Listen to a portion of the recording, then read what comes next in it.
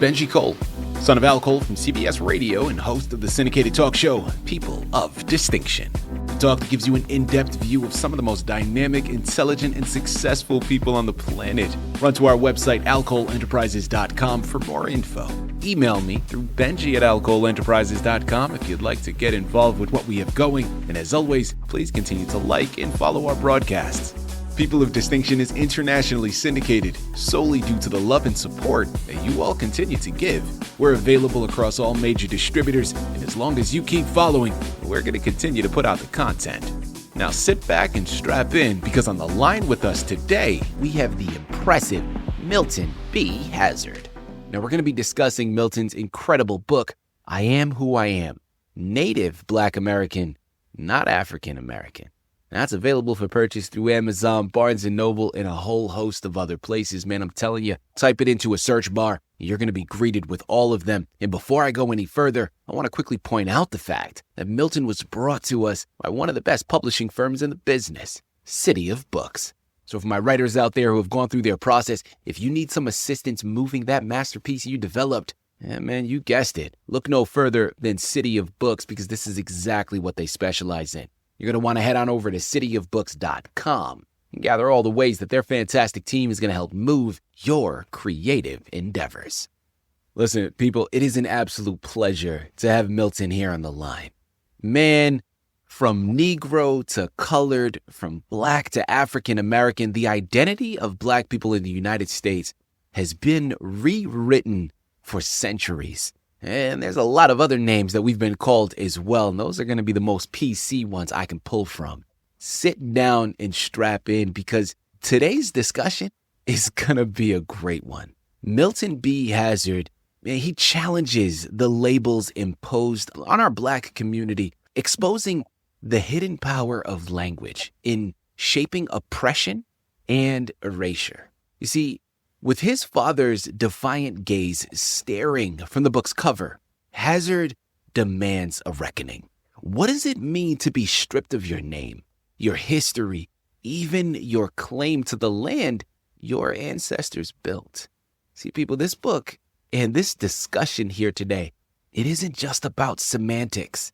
It's about sovereignty, legacy, and refusing to be defined by a term that never fit. This is something that I'm looking forward to, not just as a Black man in this country as well, but also I remember vividly growing up, and whenever we were in school, whenever we would have any state testing or whatever the case was, there was always that section that would ask you to identify what you were, what your ethnicity was. And it was always something that I found discouraging. It was always something that I found confusing, because here's the thing. There were all these different ethnicities there. Now, my family is from the Cape Verde Islands.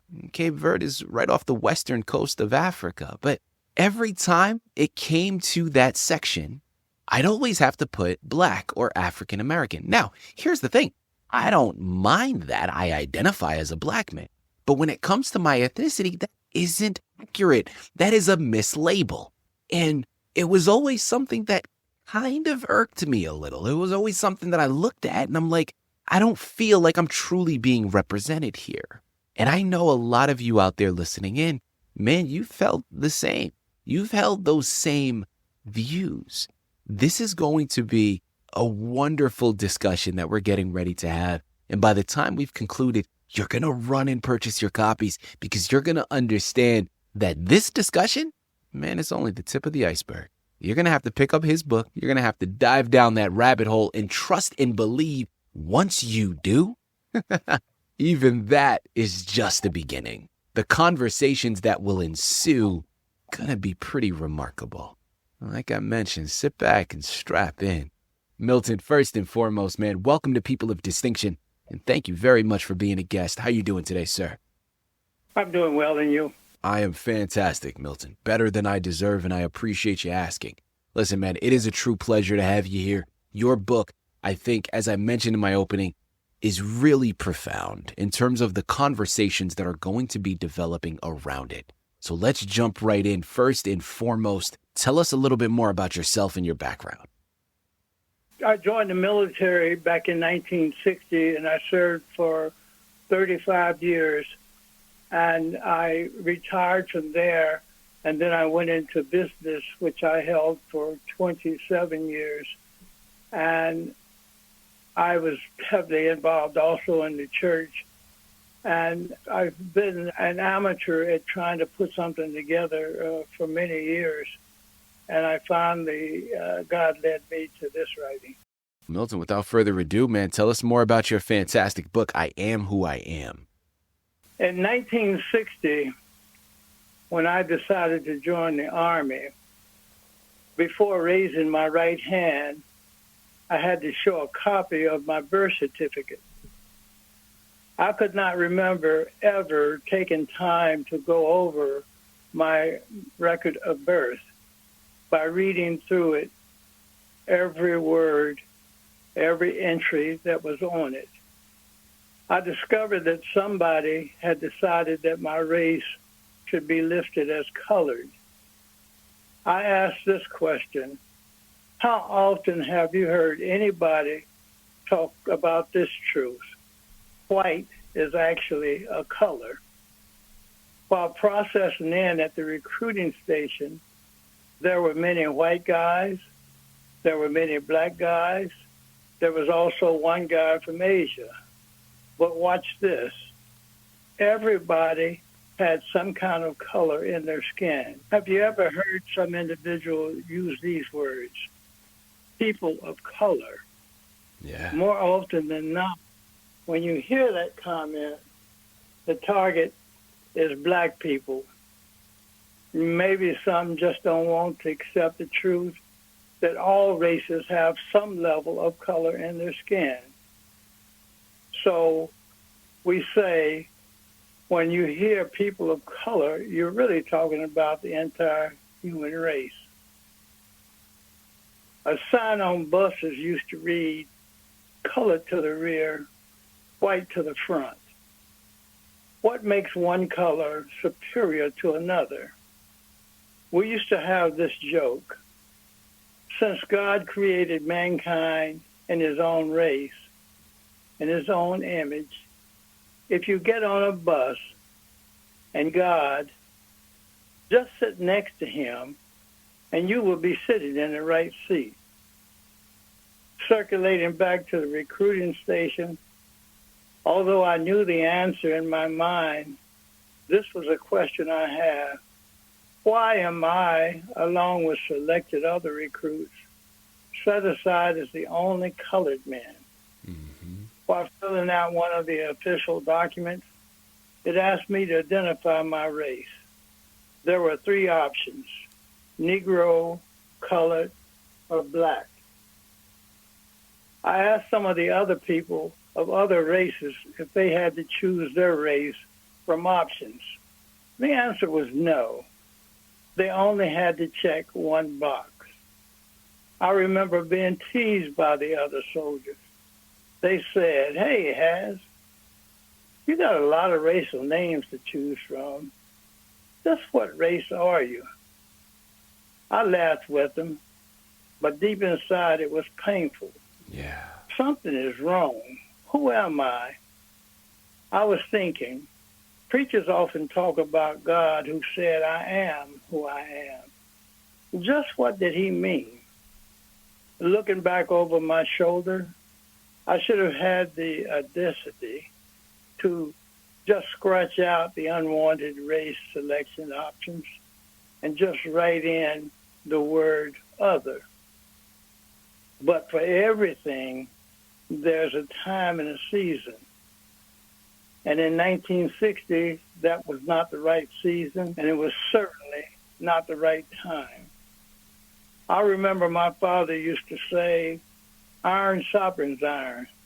At that time, I was not sure what he meant or where he got his wisdom from.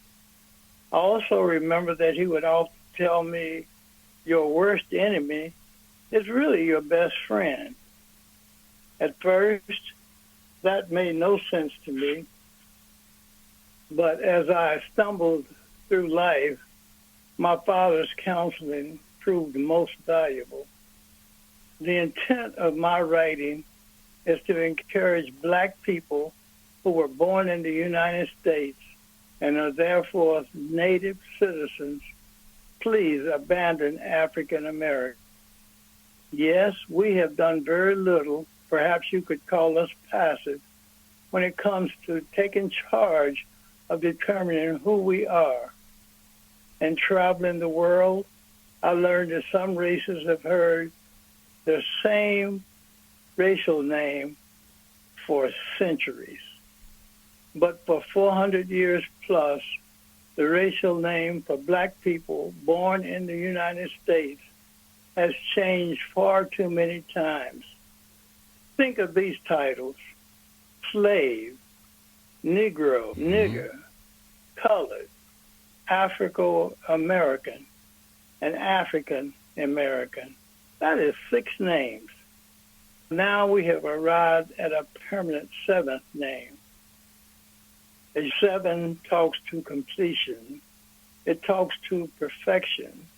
It talks to divine order. The time and the season has now arrived. I am who I am, native black American, not African American.